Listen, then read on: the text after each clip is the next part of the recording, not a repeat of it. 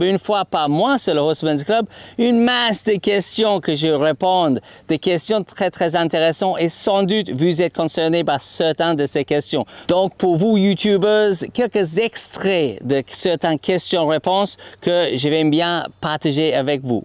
Il y avait des personnes qui se demandaient comment est-ce que toi tu structures tes séances de travail? C'est quoi la durée de temps pour une séance au sol ou montée? Est-ce qu'on peut enchaîner, faire au sol et monter? Voilà, combien de temps, combien de fois par semaine? Et est-ce que tu peux faire la même chose avec un jeune cheval? Oui, dépendant sur la définition de jeune, par exemple, un poulain, pas trop, je fais des séances assez courtes parce qu'ils sont déjà, c'est beaucoup d'informations, ils sont jeunes, donc je ne vais certainement pas le fatiguer.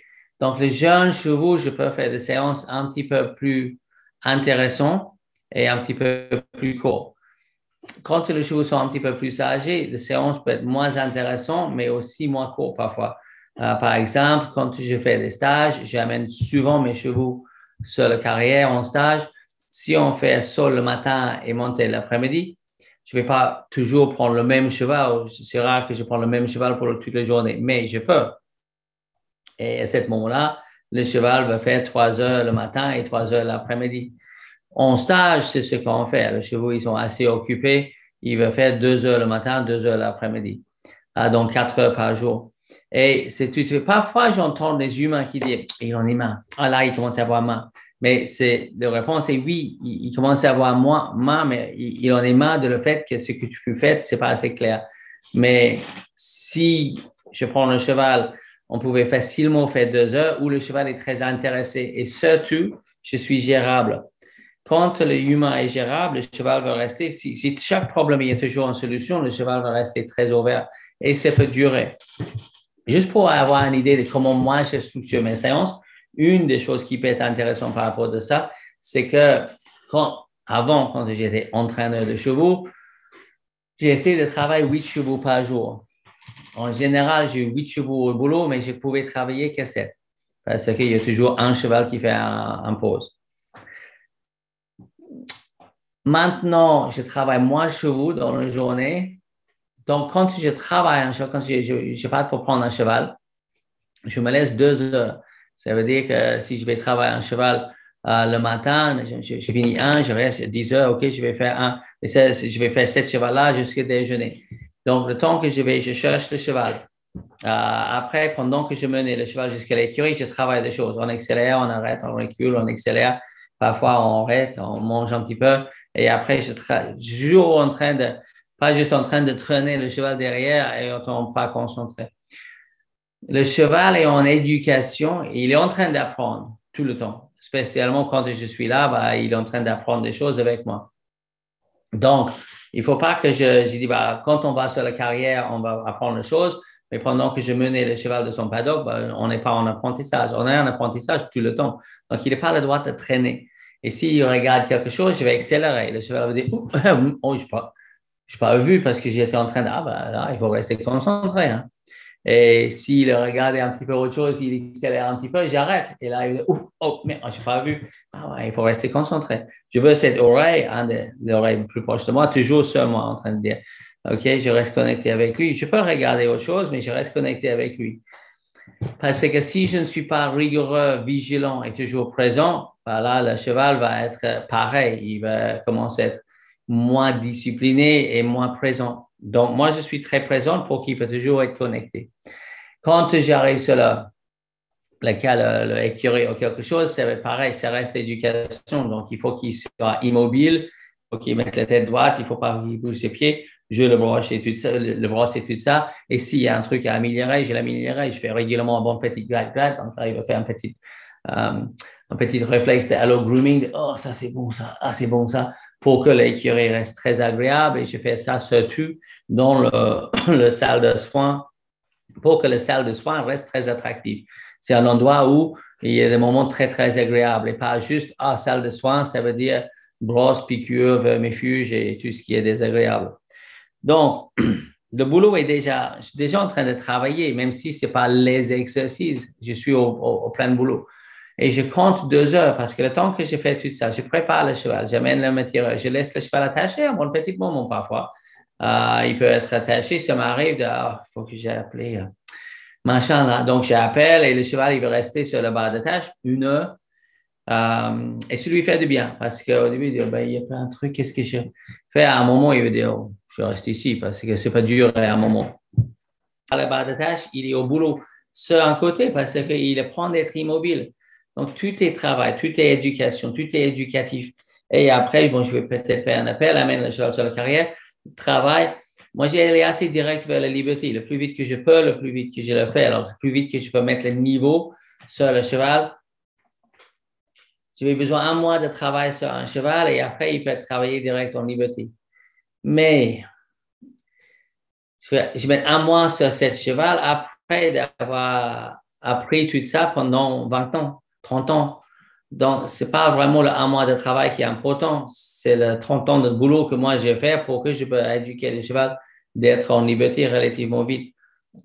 Mais je pouvais faire à la longe aussi. Et j'ai encore plein de choses. J'ai acheté un cheval il y a presque 1 an. Il y a encore plein de choses à mettre en place avec lui. Je n'ai pas pris assez de temps. Le vie fait que. Et donc, il y a plein de choses à faire avec lui. Donc, je vais faire une bonne petite séance au sol. Je regarde le travail au sol comme éducation, évaluation et échauffement.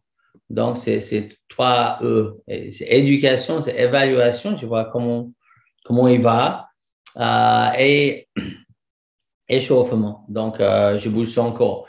Je peux faire ça avec ou sans le sel. Souvent, j'aime bien commencer sans. Après, je mets le sel et je retravaille le cheval au sol. Et après, je monte et toujours, je monte très long et je ne demande pas grand-chose pendant 5 minutes. Je monte, immobile, obligatoire. Flexion latérale, presque toujours. Juste, est-ce que tu es souple là, souple là? Après, déplace l'hanche, déplace l'épaule et après, je balade. Et pendant que je balade très long, c'est moi qui guide avec les jambes. Donc, je fais direction. De temps en temps, j'arrête à l'assiette. Après, je repars, je balade, je tourne, j'arrête, je recule 2. Je tourne, je marche, j'accélère le pas, je ralentis le pas, j'arrête, je recule 2 et je repars. Et donc, je fais une évaluation montée maintenant basée sur direction et impulsion. Est-ce que je peux guider le cheval? Mais cool, pour les premières 5 minutes. Si tu démarres trop fort, tu dis, on va sur la carrière, on bosse. Là, le cheval va dire, j'aime pas trop la carrière.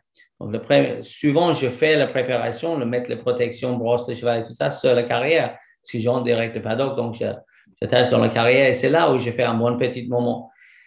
J'évite toute association aversive. Je ne veux pas que le cheval dise, carrière, mauvais. Vent, mauvais. Salle de soins, mauvais. J'évite un maximum toutes ces mauvaises associations. Et après, je fais direction d'impulsion et après, j'ajoute un petit peu de flexion, montée. Et ça peut durer probablement de là où j'ai attrapé le cheval, j'ai attaché, j'ai brossé, j'ai fait toute la prépa, nettoyer ses pieds, fait le total, travail au sol, améliorer 2-3 petits trucs au sol qui ont besoin d'être améliorés. Passe un bon moment de pause, gratte avec lui. Je fais pas mal de moments juste en train de faire pas grand-chose. Parce que les gens disent, on n'a pas le temps. Donc, quand je prends le cheval, c'est boulot, boulot, boulot, boulot. Ben, là, on devient moche. On devient comme une chaise de dentiste. J'aime pas trop ça parce que ça représente, ça fait une association aversive. Donc, je passe pas mal de moments avec le cheval en train d'être agréable. Et après, direction d'impulsion, flexion. Et en général, ça va durer quand j'attrape le cheval jusqu'au moment où je enlève le protège. Je fais un petit douche si nécessaire, je le brosse, je pâte, je boute un petit peu avec lui et après je mène au paddock, ça peut être 2 heures. Donc, moi, je compte personnellement 2 heures de travail, probablement moitié au sol et moitié monté. Mais quand je pars en Australie et je pars bouger le bétail, parfois on part tôt le matin et on rentre assez tard le soir. Donc, il va travailler probablement 4 heures le matin, 4 heures l'après-midi avec une pause pendant le déjeuner. Et si le boulot est intéressant, le cheval reste intéressé. Quand les gens me disent « Ah, mais après 20 minutes, il en est marre », à ce moment-là, le boulot est chiant. Et c'est souvent le cas. Et ce n'est pas chiant exprès, mais je vois beaucoup de cavaliers de sport qui disent « Ah oui, j'ai fait juste des séances de 20 minutes assez court, parce que sinon, il n'est pas content. Ces séances de sport sont toujours les mêmes. Ça veut dire que le cavalier utilise ses aides pour obtenir la réponse. Donc, le cheval est toujours dans la contrainte. Il n'y a aucune gestion de son bipède. Donc, après 20 minutes de je suis tiré à gauche, tiré à droite, poussé en avant, moi aussi, je pète un câble. Mais si j'ai eu le contrôle de mon humain, si je savais que quand il touche le rein, qu'est-ce que je pouvais faire pour soulager, comment je peux gérer ses jambes, comment je peux écouter cette assiette, si je pouvais gérer le humain, la séance peut durer les heures, à partir du moment que c'est gérable. Mais si c'est juste, il y a une énorme différence. Il faut absolument essayer de comprendre ça. Il y a une énorme différence entre utiliser les aides pour obtenir une réponse et utiliser l'enlèvement de l'aide pour éduquer la réponse. Et pas simplement éduquer la réponse, mais aussi pour rendre toi-même le bipède gérable. Donc, chaque chose que je demande, le cheval peut toujours avoir la gestion de son humain. Comme moi, je peux toujours avoir la gestion de mon cheval. Mais si on n'est pas dans un win-win, on est dans un win-lose. Et si on est dans un win-lose, en général, c'est le cheval qui lose. Mais parce qu'il perd, parce qu'il ne gagne pas, parce qu'il ne profite pas, parce qu'il ne peut pas gérer son environnement, il va connecter avec autre chose et la chose devient ingérable. Et maintenant, je ne suis pas gérable, mais mon cheval non plus. Il est important qu'on ait tous les deux gérables. Moi, je gère le cheval gère moi-même. Mais si moi, j'essaie de gérer le cheval, souvent, le cheval devient ingérable. Réfléchir sur ce que je viens de dire. Souvent, si moi, j'essaie de gérer la situation, le cheval devient ingérable. J'essaie de faire en sorte qu'on ait tous les deux gérables. Que moi, je mets les jambes, il peut l'enlever. Moi, je mets les jambes ici, il déplace les fesses, j'enlève les fesses. Je mets les jambes ici, il déplace les fesses, j'enlève les jambes. Je mets l'accélérateur, il accélère, j'enlève les jambes. Je bloque l'assiette, je touche avec la main, il arrête et il cède parce que je ne peux jamais enlever en pression face à la résistance, mais il sait que, OK, je gère tout, je gère l'humain. À ce moment-là, il est très intéressé. Parce qu'il est très intéressé par ça, il n'est pas intéressé par le reste. Et on est dans une situation, on est dans un win-win, dans une discussion win-win. Mais si je dis, OK, bah, je vais aller piloter le cheval. Ah là, saute là, viens ici, saute là. Là, à un moment, le cheval va commencer à dire, oh, ça commence à être horrible. Et donc là, on est 20 minutes. Le cheval a une tolérance de 20 minutes. Mais quand les gens disent, bah, le cheval, je peux travailler 20 minutes et après il se fâche, ils parlent simplement du fait que le cheval est capable de me tolérer jusqu'à 20 minutes et après, il ne peut plus tolérer la situation. Donc, si la situation est tolérable, la situation peut durer les heures. Et bien sûr, pour être absolument sûr de ne pas rater des vidéos qu'on sort chaque dimanche, soyez sûr d'abonner sur la chaîne et aussi cliquer sur la cloche pour avoir les notifications. Comme ça, chaque fois qu'il y a quelque chose d'intéressant, vous allez être notifié. Très bonne continuation et à bientôt.